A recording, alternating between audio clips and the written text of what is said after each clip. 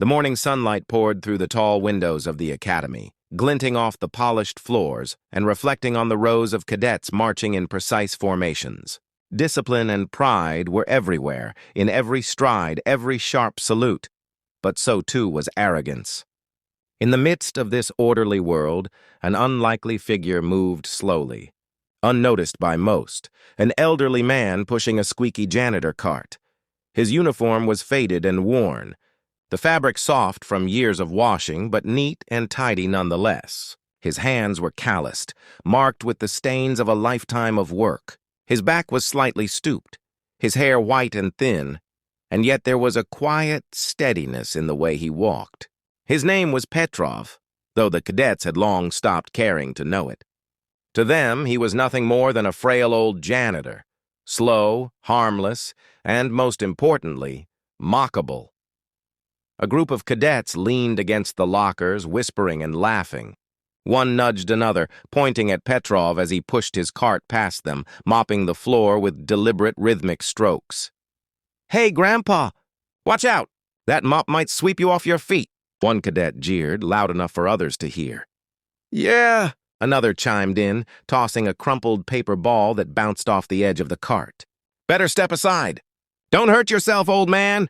Petrov paused for just a fraction of a second, his eyes lifting as if weighing whether to respond. But he said nothing. His silence, rather than weakness, carried a weight that the cadets could not measure. They only saw what they wanted, a slow, elderly man, a target for ridicule. The laughter grew louder, fueled by youthful arrogance.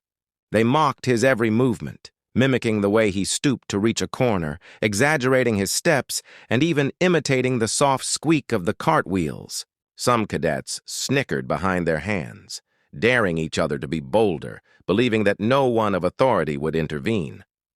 Yet as they laughed, they failed to notice the subtle dignity in Petrov's eyes. Years of experience had taught him patience, the kind that only comes with a life full of service and sacrifice. He had seen the world in ways these cadets could not imagine, had faced danger and responsibility far beyond their comprehension. He had led men, commanded respect in the most intense circumstances, yet here he was, treated as nothing more than a source of amusement. A small voice of conscience among the cadets whispered uneasily, but it was quickly drowned out by the chorus of laughter. Some watched, unsure whether to join in or remain silent, their discomfort buried beneath the pressure to conform.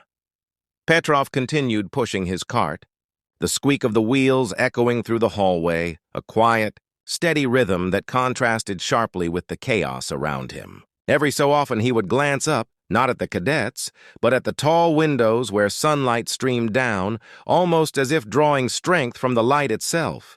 His face remained calm, composed, unreadable, but his presence began to fill the space in a way the cadets did not yet understand. For now, though, they only laughed. They whispered cruel jokes and nudged each other, completely oblivious to the story that walked among them. The story of a man whose courage and leadership had shaped more lives than they could ever imagine.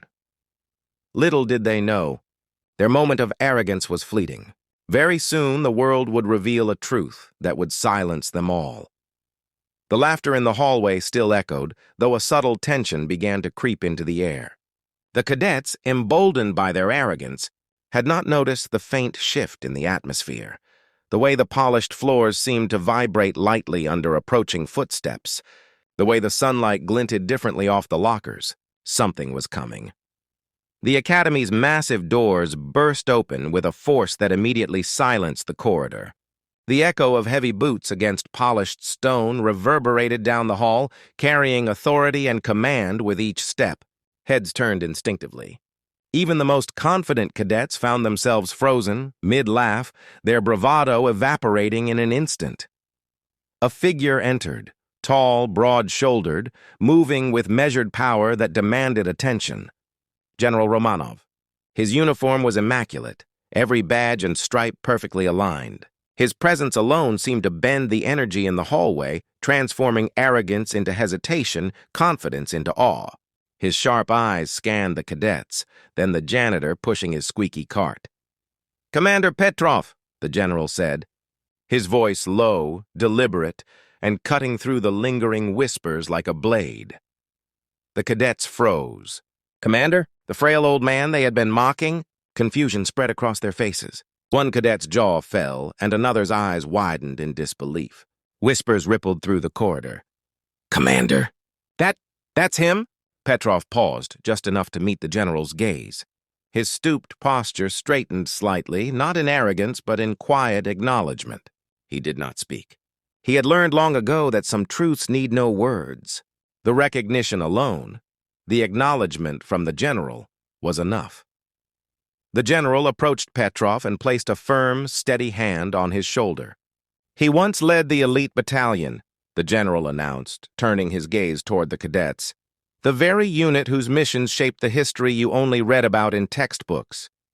He trained men who now command armies, officers you aspire to emulate." The cadets swallowed hard. Their laughter, so loud just moments ago, was gone. Some averted their eyes, ashamed, unable to meet the intensity of the general's stare.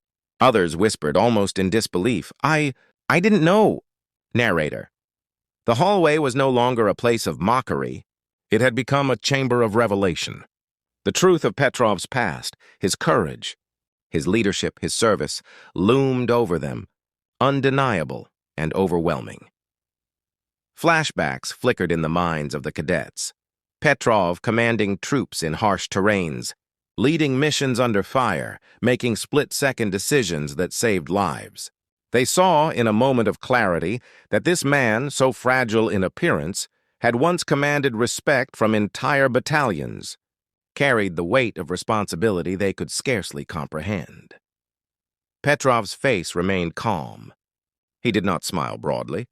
He did not boast.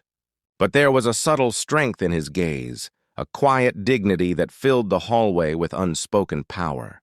The cadets felt it, an invisible force that demanded respect.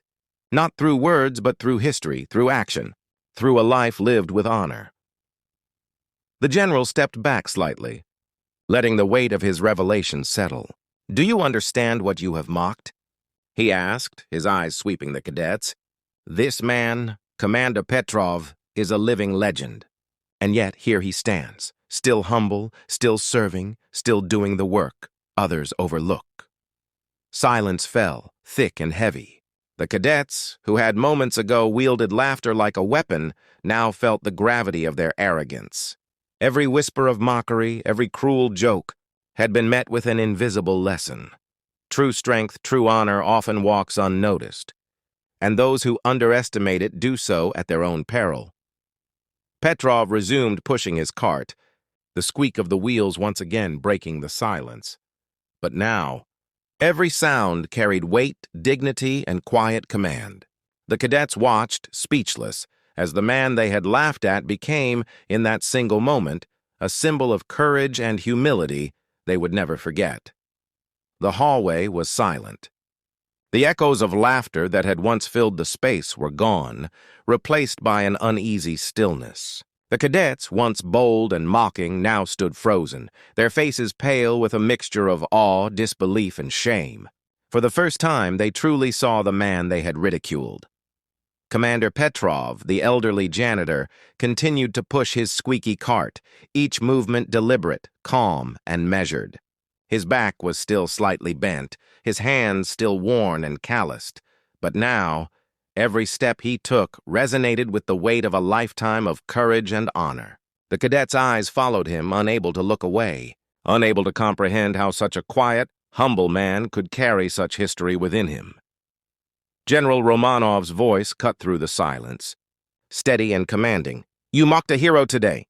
You assumed weakness where there was strength, simplicity where there was wisdom, and insignificance where there was greatness.